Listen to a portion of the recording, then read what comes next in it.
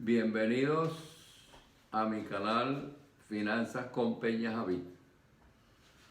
Hoy continuaremos con el tema que tocamos en la charla anterior referente a la actividad económica y a la actividad financiera. Como les expliqué, la actividad económica es el objeto de estudio de la economía política. Y ese objeto de estudio es la actividad económica que realizan los particulares para satisfacer sus necesidades. La actividad financiera del Estado es el objeto de estudio de las finanzas públicas. ¿Y para qué la utiliza el Estado? El Estado lo utiliza para satisfacer las necesidades de la población. Hablamos de la conformación de los estados y por lógica tenemos que tocar lo que correspondía al estado clásico, al inicio de los estados. El estado clásico, y en lo que se refiere a la parte económica, hay tres economistas muy importantes que tocaron el tema del estado clásico. Era Adam Smith, Juan Bautista Say y Jaime Smith. Sus teorías respecto a la función del estado pueden ser presentadas en forma de folleto o en forma de libro. Es una gran cantidad de teorías que ellos presentaron en relación a las funciones del Estado clásico. Y ese Estado clásico tenía que ver con tres funciones principales, que era la función de seguridad, defensa y justicia. El resto de las actividades deberían dejarse para los particulares. Eso fue el inicio justamente del Estado clásico y tenía que ver con las actividades que ejercían los particulares. Pero en el siglo XVIII y en el siglo XIX las funciones del Estado cambiaron con las finanzas funcionales. Esas finanzas funcionales que hablamos un poco en la charla pasada tienen que ver con la intervención del Estado en la mayoría de las actividades. El Estado entonces se convierte en un Estado interventor y ese Estado intervencionista la ejerce el Estado a través de dos vías, las acciones directas y las acciones indirectas. Las acciones directas es la que ejerce el Estado como cualquier particular y las acciones indirectas son las que ejerce el Estado a través de impuestos, etcétera, que pone para privar o para incentivar el aumento de la actividad económica. Esas son las acciones que ejecuta el Estado. Hemos llegado a esta parte justamente para explicar, como les dije al comienzo de las charlas, que en una forma sencilla ustedes entiendan lo que está pasando en el país. No estamos hablando de ecuaciones, nada de eso, sino sencillamente estamos hablando de algo para que ustedes entiendan. El Estado a nivel mundial, tenemos dos sistemas económicos y lo demás no hay para qué mencionarlo, el sistema capitalista y el sistema comunista o el socialista. En la mayoría de los estados se ha conformado sobre todo dentro del sistema capitalista, hay economías que son denominadas populistas, porque sus gobernantes, el Ejecutivo, hace políticas para obtener votos y no para satisfacer las necesidades de la colectividad.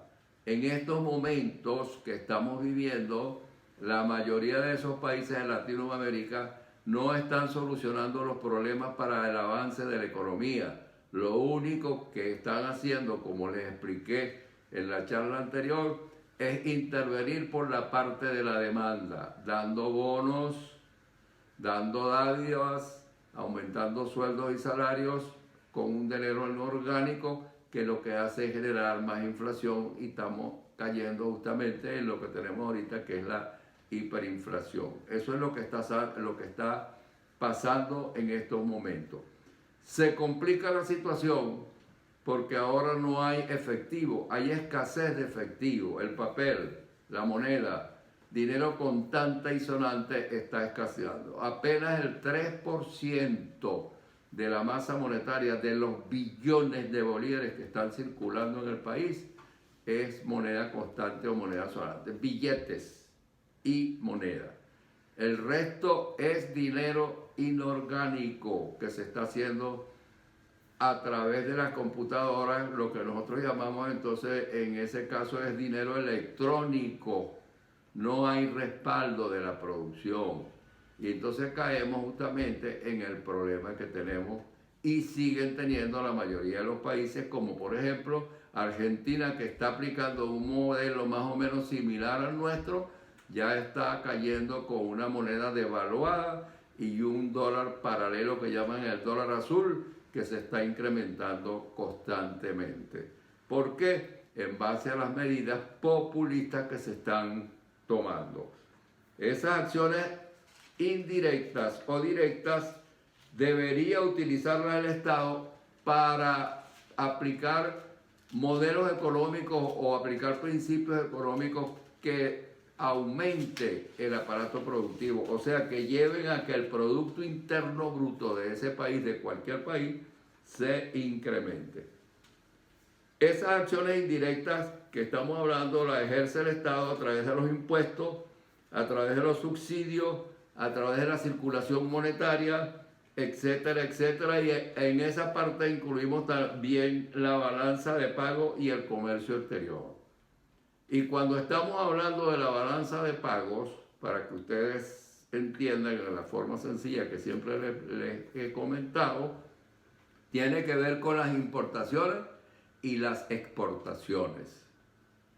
Hay un comercio de importaciones y exportaciones a nivel mundial y ahora con la globalización se ha incrementado. Pero ¿qué pasa cuando un país sus exportaciones son mayores que las importaciones?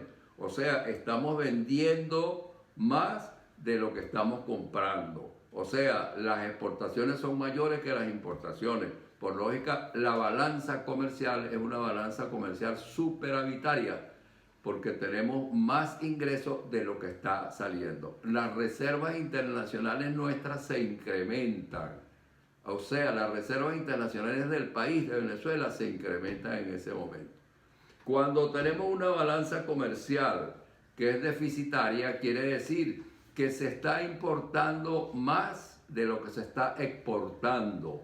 Entonces tenemos una salida de divisa mayor a lo que está entrando. Quiere decir que las reservas internacionales van a tender a disminuir.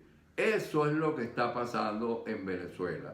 En 1999 su balanza comercial llegaba casi a los $60.000. 60 mil millones de dólares en las reservas internacionales. Entonces, tenía un fondo, el FONDEN, el Fondo de Desarrollo Nacional, y ahora en estos momentos no estamos llegando a los 6.000 millones de dólares. ¿Qué ha pasado?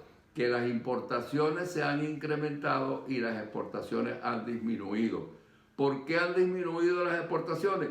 Porque PDVSA, que producía en aquel año 1999 cerca de los 3.000 millones de barriles de petróleo diario, no está llegando en estos momentos a 600.000 barriles. Quiere decir que las exportaciones disminuyeron, pero sin embargo todas las importaciones se incrementaron. Una cosa ilógica, se preguntarán algunos, bueno, ¿y cómo si tenían menos entrada de dólares a través de PDVSA va a estar importando más? Bueno, lógica, está haciendo dinero inorgánico, emitiendo dinero, al Banco Central inclusive está emitiendo dinero, financiando al Estado, y el Estado está aumentando las importaciones, está aumentando los sueldos, está aumentando los subsidios, los bonos, etcétera. Cosa ilógica, porque en un país donde la situación que tiene Venezuela en este momento no podría hacerse eso, no debería hacerse eso, aun cuando siempre le he dicho, estoy de acuerdo con el aumento de sueldo de todos los venezolanos, pero siempre y cuando se tome en cuenta la parte de la producción, la parte de la oferta. Si no tomamos en cuenta la parte de la oferta, sino que tomamos nada más que la parte de la demanda, dando dádivas, dando subsidios, aumentando sueldos y salarios, sin tener el correspondiente aumento en la oferta, lo que estamos constantemente es echándole más gasolina a la candela y el proceso hiperinflacionario se va a seguir incrementando. En estos momentos tenemos el problema de escasez de dinero y tenemos el problema de escasez de gasolina. Las dos cosas perjudican a la empresa, al sector privado, a los medios de comunicación, etcétera, etcétera. Y entonces lo que hace es que el Producto Interno Bruto disminuye. Y cuando el Producto Interno Bruto, como les expliqué en la primera charla, que es la producción de bienes y servicios en un periodo determinado a precio de mercado, disminuye, el país va a tener problemas recesivos y entonces cae en una recesión. ¿Por qué? Porque el Producto Interno Bruto no está respondiendo. La parte productiva no se han ocupado de ella. Ahora con eso de emitir dinero electrónico es fácil para los gobiernos. Está emitiendo dinero. El Banco Central está financiando al Ejecutivo y el Ejecutivo está aumentando el gasto público sin control. El exceso de dinero que hay en la calle, hay billones de bolívares, no contante y sonante, sino a través de dinero electrónico. Eso va a traer más problemas. Ahora, con un poder, y esto cae en el Estado clásico y en el Estado moderno, ahora, con un Estado que en las elecciones de ayer, ya ganaron las elecciones a la Asamblea Nacional, va a tener otro poder, un poder que no lo tenía controlado, ahora lo va a tener controlado. Entonces tiene todos los poderes en la mano. Ahora la Asamblea Nacional aprobará políticas que favorecen a lo que está pidiendo el Ejecutivo, y esto lo que va a hacer es incrementar más la masa monetaria. Y masa monetaria, pero repito, dinero digital, dinero electrónico. Eso es a través de las tarjetas. Y el que no está bancarizado, bueno, tendrá que hacer la cola en el banco esperando a ver si los cajeros pueden surtirle el dinero que necesitan, contante y sonante.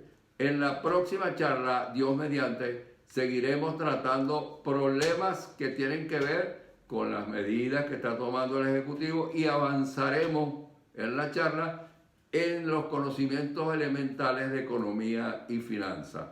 No se olviden lo que les he dicho. Balanza comercial deficitaria quiere decir que estamos importando más que lo que exportamos. Balanza comercial no deficitaria, o sea que beneficia al país, en ese caso es porque las exportaciones son mayores que las importaciones.